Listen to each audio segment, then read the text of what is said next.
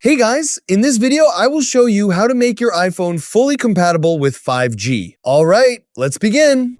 First, open the Settings app on your iPhone and tap Cellular or Mobile Service depending on your region. Next, select Cellular Data Options or Mobile Data Options, then tap Voice and Data. Here you'll see the available network options. If your iPhone is set to LTE, you're using a 4G connection. To enable 5G, switch the setting to 5G Auto or 5G On. 5G Auto automatically uses 5G when it provides the best balance between speed and battery life, while 5G On keeps your phone connected to 5G whenever it's available. After enabling 5G, go back to the previous menu and make sure to disable low data mode. This setting lets your iPhone use more data over a 5G connection for higher quality video streaming, faster downloads, and other data-intensive tasks.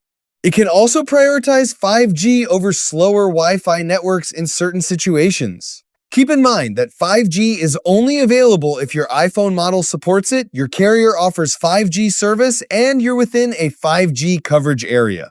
If those requirements are met, your iPhone will automatically connect to the fastest available network. So that's basically how you can make your iPhone fully compatible with 5G. That's it for this video. Thanks.